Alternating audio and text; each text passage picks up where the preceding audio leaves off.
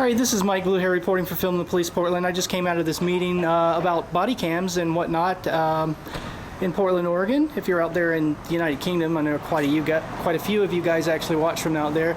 So I'm speaking with Officer whom? John Scruggs. John Scruggs. Right on, cool.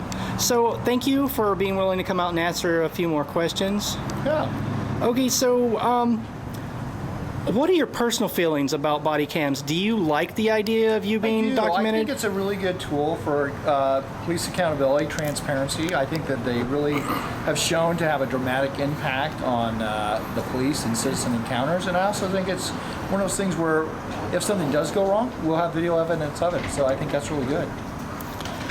Do you think substantive change will actually be made from these cameras personally? I mean, not not speaking on behalf of Portland Police Bureau, but personally, do you think it would have substantive accountability impacts? Well, when I'm speaking on behalf of Portland Police Bureau. There's no exception. Okay, right on. In a uniform, Okay, right on. But I'd still say the same thing. I think it will have an impact. I think it has an impact on every study I've seen so far shows some kind of impact, and generally a favorable impact. Less use of force, generally see less complaints. So I do think it'll have an impact. Right on.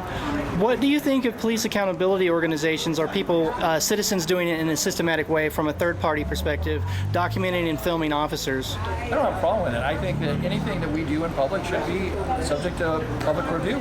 And quite frankly, third-party folks filming stuff, I think have made a difference in policing.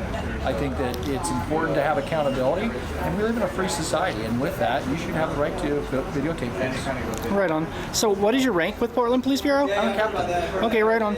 Do you think that, are you looking forward to having the ability to go through this video, all these video files and being able to use them as a training tool for officers where you can go through and have more access to data as to what the officers are doing in the field? I think we've got to be careful with that. I still believe, because it is the government is filming private citizens, I think we need to be careful about how much those are viewed. And quite frankly, I think if something goes wrong, I think that in its public interest, I think it should be released. But as far as just officers going through video, I don't think they should. If it's an officer going through their own video or with a coach who's training them how to be a police officer, and maybe there's a communication that didn't work right, or they took a bad stance or something like that as a training tool, maybe. But again, we're talking about videotaping folks, and a lot of times police go in very private places and have conversations with folks that aren't necessarily something everybody would want out. You know, we have to interview folks about their mental health history, if they're on any medications. We interview folks about runaways. So there's a lot of stuff I think is really private. I don't really think that we should be just reviewing that. Do you think it would be helpful to get to be able to navigate these privacy issues if people knew their rights about their Miranda, you know, their Fourth Amendment, their Fifth Amendment, if they actually knew their rights from the get-go, that they do you think that would help?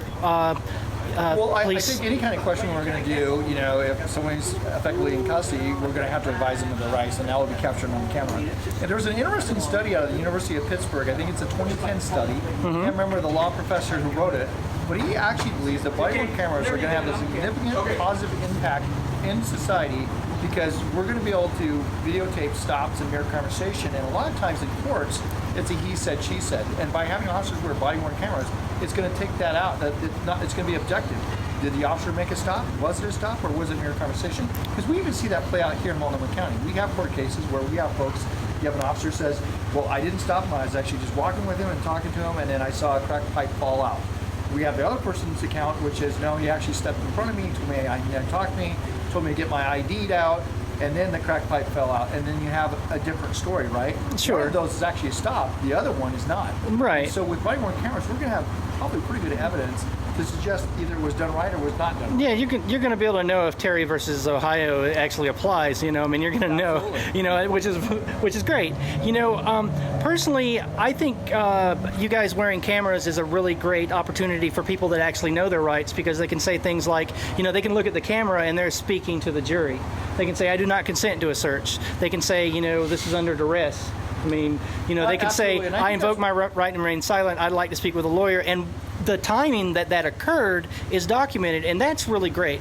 Yeah, I agree, and I think the Oregon legislature would agree with you. That's why they had that minimum 180-day retention rule, and they put that right in state law. I think they were concerned about losing any of that evidence later on. That's why they put it in there. And I think that's a great point. Right on. Well, thank you for speaking with me. All right, thanks for your time. Thanks for coming to the meeting tonight. Yeah, man. And your name was again? John Scruggs. Okay, thanks.